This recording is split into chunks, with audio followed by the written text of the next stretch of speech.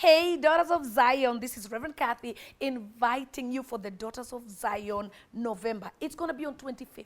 I want you to find your way to this meeting. It's at JCC Parklands, right opposite Premier Academy on Forest Road. Right now, it's Wangari Maathai Road. But you know what?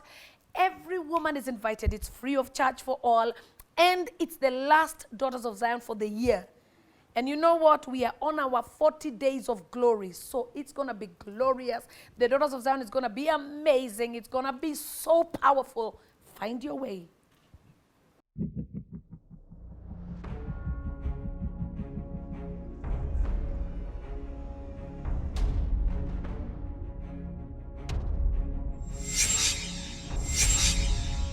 As you praise God today, watch Him fight your battles. God is saying, get a song in the midst of that situation. Hey, my God.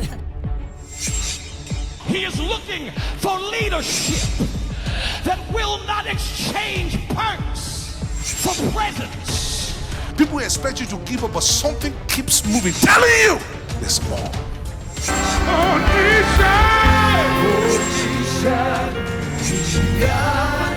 Yes, Lord.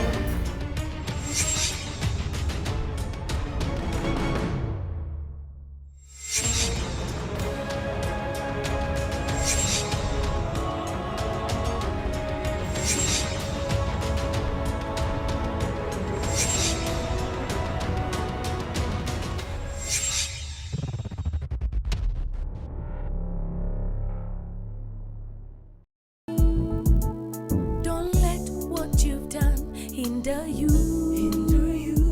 Don't you let where you've been hinder you. Don't let what they've said hinder you. Don't you let your past hinder you. You're a woman without limits. Yes, you are. Yes, you are. A woman without limits. Yes, you are. There's nothing the enemy can do to stop what God has for you. There's nothing the enemy can do to stop what God has for you. You're a woman without limits. Woman, woman, woman, woman, woman, woman without limits. Na na na na na na na na na na. Woman without limits. Woman. Good evening, viewers. You're welcome to Woman Without Limits. My name is Reverend Kathy Kiuna. I'm so delighted that you could tune in today, and I'm excited at the guest that we have this morning. Her name is Jackie Ndungu. This woman almost killed herself. She tried to commit suicide because of pressure, the pressures of life. And we've been bringing you amazing stories of different, diverse women and men together, and they have been blessing you. We want to thank you this morning for all the feedback. We want to thank you for all the calls and all the emails and all the text messages and all the tweets. Keep them coming, because that's what we are about, transforming lives. Woman Without Limits is about letting you know that you don't have to die in quagmire. You don't have to die in that miry clay. God is able to lift you up. He can do it for anybody. And so don't give up on yourself. So as you welcome this guest, know that you could be the next guest, no matter how your story is right now. Your story will be told if you just believe in this our God. His name is Jesus. He's mighty and amazing, and He's here to transform your lives. Would you give it up for Jackie, please?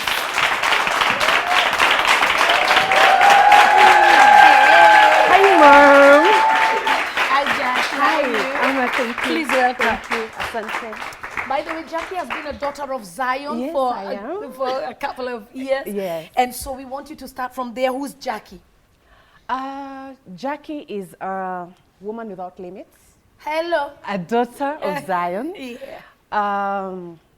Currently working for a construction company, and married with 2 children. My daughter is 18, the first one. She's actually sitting for her exams. The other one is 11. Okay. So yeah, that's where we are. So now we rewind now Yeah. and start from before. Who Jackie is. Jackie. Yeah. Anyway, I was born and brought up in Gara. Oh, just here. Just here, just down the road. Oh, wow, Yeah, okay. that's where I grew up. Right. I was living with my parents, both of them. But at the age of 7, my parents separated. So I was left with my mom and my brother. So we grew up and life was normal. So you just two? Just 2 of us. Uh-huh. I have 2 other sisters, but they're much older than me. By the time I came, the last one had already cleared high school. So, yeah. So they were like my aunties. Yeah. Your siblings, Yeah, seriously? yeah. They're much older than me. Right. Yeah, so That's a big gap. it's a big gap, Right. yeah. So my brother is the one that I follow, who follows me. And life was good, normal, going to school. My mom taking care of us. She really made sure that we missed nothing, despite of what had happened. At that time, we could not really tell what was happening. Okay. All I remember is that one day we were told we are going to Shags, and we were put into a truck full of, the households. Furniture. Yes. So you went plus the furniture. Everything was in the van, and we went to Ushago. I mean, suddenly? Like there was no Suddenly. warning and you didn't see them fighting? No, they used to. They used to. Okay. You could tell there was a problem. But a 7-year-old, Yeah. you want to wish that everything is okay. Yeah. And but then now it's too big Yeah, that for was you too- to even try to figure out. Exactly. Okay. So we went, and I think after maybe a month, we were back, and Dad was not there. He was no longer living with us. Yeah, so that's how now it Was there it all any started. explanation? No, Or no, he not was at just all. upset? Did you not ask Not- for your father? Not at all, not at all. All I remember is that my dad used to come to school. He would ask permission to see me, and he would tell me, I'm no longer living with you, but I still love you. I still love you. Oh. Yeah? And he kept coming, not once, not twice, many times. He would come and say, I love you, I've moved out, but I still love you. Know that I'm your dad. Yeah? Seriously? Yes. How did that make you feel? Good. But were you angry though that he left? I realized I was angry much later in life. Okay, Yeah, okay. I realized because nobody made any explanation. My mom didn't say anything. All she said is that you guys will be fine with me. So how was school after that? Now, after school, I went to high school, cleared school. I mean, and did imme- you continue, like, what I'm asking is, Yeah. did you continue doing well? Were you fine in school? I was fine in school. Okay. I was a bright girl. I was a bright girl. Wow. Cleared high school, primary school. I was at Riverbank Primary. I cleared. I went to Komodai Girls. And in Form 3, I gave my life to Christ. Wow. Yeah. Yeah. Wow. In Form 3. In Form 3, yes. Who led you? We used to have these sessions in school. The CU? The CU. Was it strong Yeah, then? very strong. It was very, very strong. Uh-huh. So that's the time I got the call, and yes, I responded, and I got saved. Yeah. But my mom could not understand because, I'm from a Catholic background. So she kept asking me, so what is saved? Saved from what? What does that mean? And Yeah. now at that time, you're not able to explain. But anyway, I held on, and it was good. It was going on well. Wow. Cleared high school. You're not like me whose mother beat salvation out I at cleared- 10 years. She beat me until I forgot I was saved. Yeah. So, So after high school, immediately that December, I got a job. There's this friend of mine, the brother was running a restaurant, River Road. So they asked me, would you want to be a cashier? Of course, I was like, yeah, there's nothing much I'm doing at home. Right. And I remember my mom had told me, after high school, ujipange, Okay. ujiarrange, because now I have your brother. So who I'm not also, gonna be feeding so a wewe, grown-up. Yeah. So now I knew I had to do something. Got this job, and after 3 months, I got another job. That time, Steers franchise was starting, and I got a job with them. And I'm in Westlands. I'd already moved out from home. I was I was living by myself, okay. and life was good. So I think the company that I kept in work, and my friends around, they were happening. Life was good. They were going out, having a drink here and there. You are still saved. Me, I was still saved. Okay. But now I Just did. checking. Very important. I was still saved, or so I thought. Yeah. So you were looking at your friends. Were you admiring them? Yes, I was. They were having fun. They come to work and they'll say, yeah, last night it was lit. And it was lit. It was lit. So you're feeling left out, like. And I was the only saved one there. So with time, I also You started to join them. Yes. And I also now started getting the same vibe. It was lit. And before I knew it, I was already... You are lit. Yeah, actually I was. So before you knew it, you joined that company? Yes, yes. And now I became the teacher. Yes. I became the teacher. I was the one now who was telling them. You were the life of the party. Yes. You were the one telling them In where to fact, go. yeah. How did you discover now all those things? Somehow I did. I think I was that fast. It's like you were hungry. Yes, trying to, you know, it's like I was late. So I really needed to learn these things very fast. And you see what? That is why I know if you're born again and then you don't hang out with people who are born again that will take you to the right places, you will end up there. Yeah. Do you understand? Because you see, when you're standing up here and somebody is down here, which one is easier to pull the other? Yeah, the one You'll down be will pulled down quickly Yeah. more than you can pull somebody up. Yes. So that's why we must fellowship with Yes. like-minded, you know, people that go to church, people that talk Christ. Yes. Otherwise, hey, body not be wood, oh. Yeah. Yeah, so now, before I knew it, I was out there. I was out there having fun from the office. Of course, there's nothing much I'm going to do at home. No convictions. Nothing. Of course, I used to feel there's something, but now, what I used to do, I never used to be alone. I used to dread being alone. So I was always very busy. Why? Because the Holy Spirit would speak to me and like convict me. So I was always on the run. Always on the run. You'll never find me alone in the house or somewhere where I'm by myself. I'm always with friends or doing something, but not alone, seated and thinking. I always avoided that. Yeah. Because then you start thinking, what Then am I doing? Exactly. Right. Yeah. So you always hang out with that company. Yes. And then, tell us about now the peer pressure and how it came about. So now, during that time when we are hanging out and all, this one evening we leave the office, we go to a restaurant in town, a bar in town. And we were there having fun. And you were being nice, calling it restaurant. It is actually Zanze. I don't know whether it's still there, Zanze bar. Yeah, I don't know whether it's still there. Yeah, and we were there having drinks and these gorgeous men walking. Very handsome. Hey. Yes. Very, very handsome. Right. And we start catching up and we talk and we connect. Did you connect with the handsomeness or with the human? I think both. Both. And we connect and we had quite some fun that night. And that's when now it all began. That's where it all began. Because now one of these guys that I met, who is currently my husband, we met in the bar, drinking, you know, and having fun and everything. And before I knew it, we had already moved in together. With this handsome man? Yes. Okay. Yes, we had already moved in together. Before I knew it, I was pregnant. Okay. And before you knew it? And of course, being pregnant, there's no way I was gonna now tell my mom, I'm pregnant. So pregnant with who? With who? There better be a man. With who? Right. You know, and also from the time I was 7 years to now this particular time, I knew I never wanted to be alone.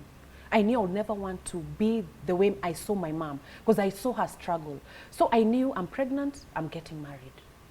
With no guidance, nothing. But I knew this is it. This is the man, this is the marriage, and the baby is coming. So I was okay. And him? He was also fine. Yeah. And you were both young? Yeah, we were both very young. Okay. I got married at 21.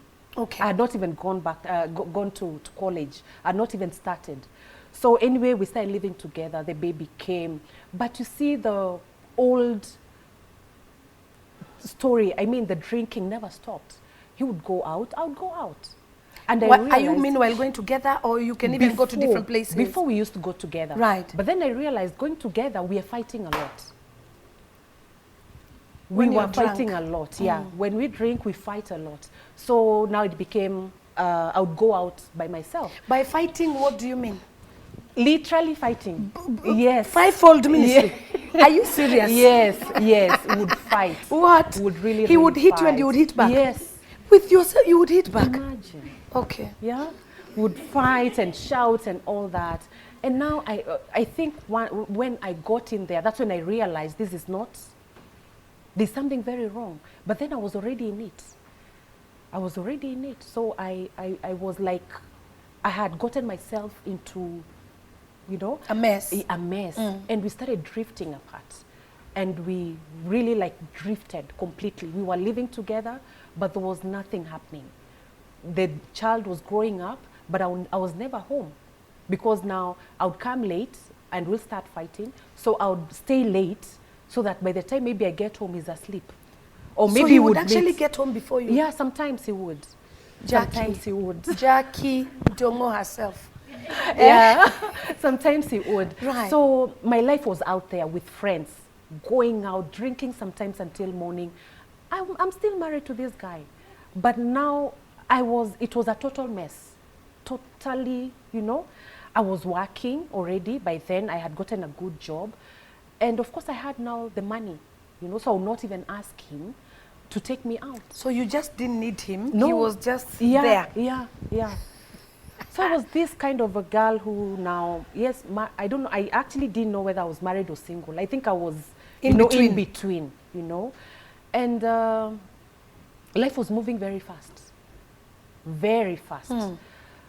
At some point I was like, you know what, this marriage thing, forget it. It's not for me. It's not for some me. people. It's for some people.